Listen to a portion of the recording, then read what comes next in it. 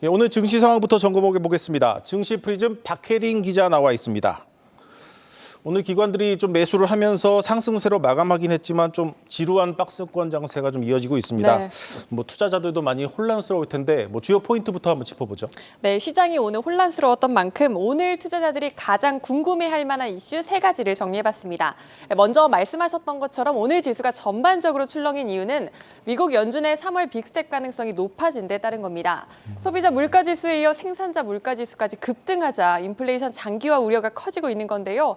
그동안 시장에선 올해 상반기 0.25%포인트씩 2번 금리를 올린 뒤 인상을 중단하는 시나리오를 그려오고 있었는데 이 시나리오상 최종 금리 수준은 5에서 5.25%였습니다.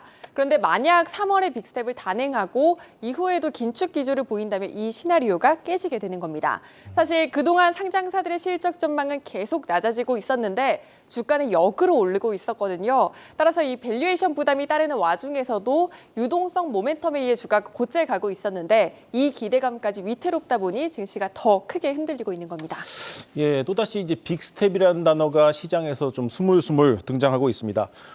중요한 건 결국 가능성인데 가능성이 얼마나 되는 겁니까?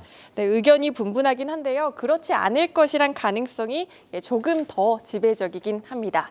패드워치에 따르면 연방기금금리 선물 시장은 아직까지 빅스텝 가능성 15% 수준으로 보고 있습니다.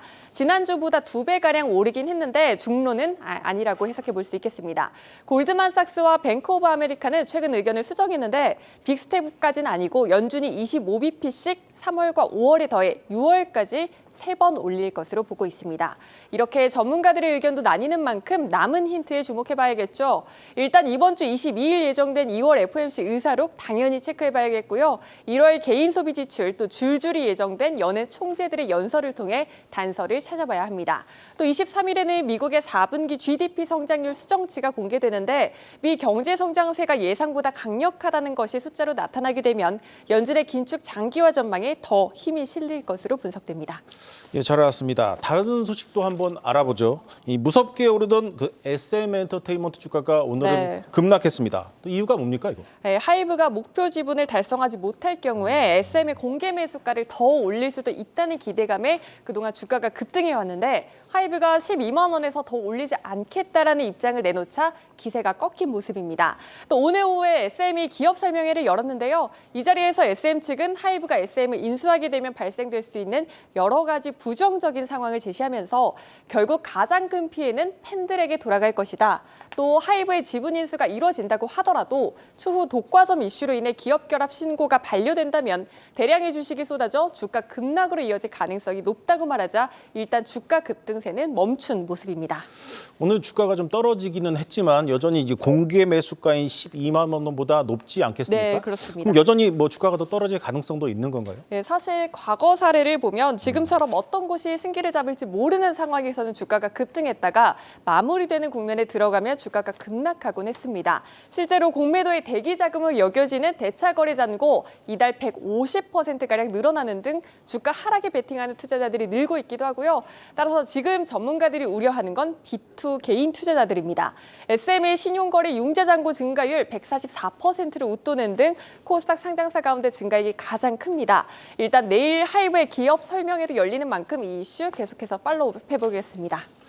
예, 마지막으로 이제 IPO 시장 소식도 한번 들어보겠습니다. 최근에 상장을 철회하는 기업도 심심치 않고 따상을 기록하는 기업들도 여럿 있는 것 같은데 이 IPO 시장 좀 살아났다고 봐도 되는 겁니까? 네, 오늘 이노진이 따상에 성공하기도 했는데요. 네. 이처럼 중소형들을 중심으로는 살아났다고 볼 수 있겠지만 아직 시장을 둘러싼 불확실성이 해소되지는 못하면서 대형주들은 맥을 추지 못하는 상황입니다.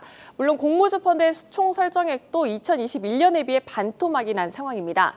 중소형 업체들의 수요는 채울 수 있어도 대형주 수요까지는 따라갈 수 없다는 건데요. 증권가에선 아직 대여급을 소화하기에 시장이 역부족이라며 하반기를 거치며 IPO 시장 분위기가 살아날 것으로 보고 있습니다. 그전에는 시장이 주목하는 테마와 관련된 중소형주가 두각을 나타낼 것으로 보고 있습니다.